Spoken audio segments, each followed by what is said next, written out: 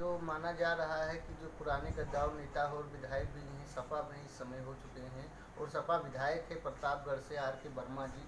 बात करेंगे कि योगी सरकार ने अपने 100 दिन के कार्यकाल का कल लोगों को बताया और एजेंडा दिखाया। बात करेंगे क्या कहना है विधायक जी का, किस प्रकार से इन्होंने क्षेत्र में विकास के काम किए हैं सभी सरकार में रहकर।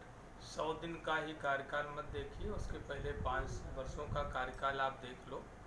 मैं जनपद प्रतापगढ़ से आता हूं और 2017 से जनपद प्रतापगढ़ के शिवसत में राजकीय इंजीनियरिंग कॉलेज का निर्माण हो रहा था जी। और पूरे 5 वर्ष तक निर्माण कार्य चला।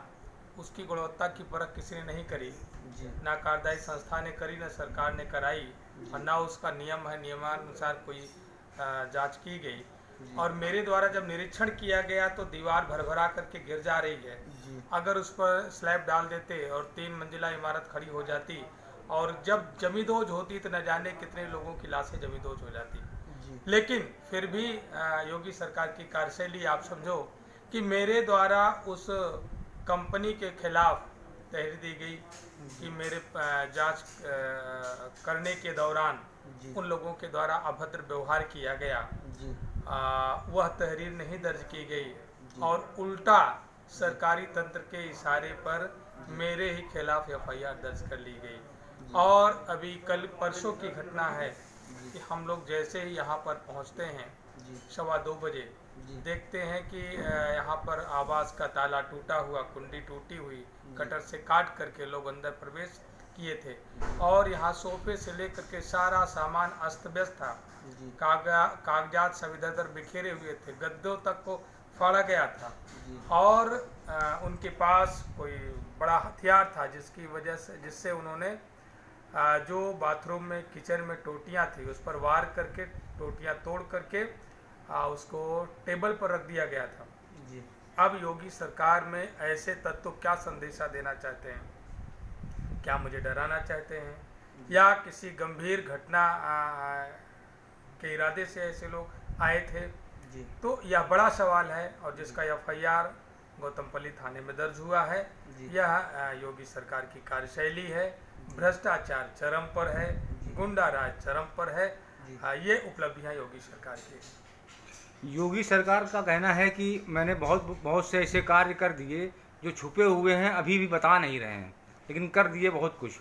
हमारा कहना है कि अखिलेश जी ने जो किया उसके बारे में आप बताइए।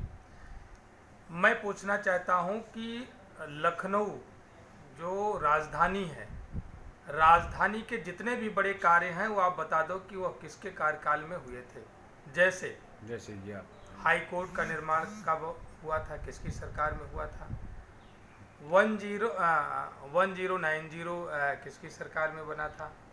आपका सिग्नेचर भवन जो पुलिस हेडक्वार्टर बना हुआ है वह किसकी सरकार में बना हुआ था।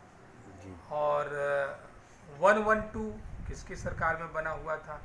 जिस भवन में माननीय मुख्यमंत्री जी बैठते हैं वह भवन भी किसकी सरकार की देन है। और यहाँ पर जो सबसे बड़ी उपलब्धि थी आप मेट्रो की उपलब्धि, वह समाजवादी पार्टी की सरकार की उपलब्धि है।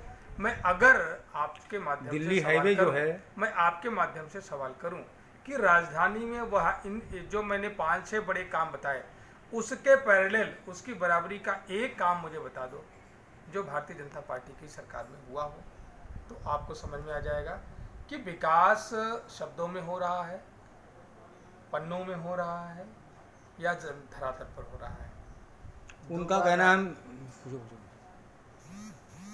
उनका कहना है कि मैं रोटी दे रहा हूँ, नौकरी दे रहा हूँ, सारी सुविधा तो मैं कर रहा हूँ लोगों के लिए, जनता के लिए। बेरोजगारी चरम पर है, देश की सारी संपत्तियां नीलाम की जा रही हैं। यही उपलब्धि भारतीय जनता पार्टी की सरकार है।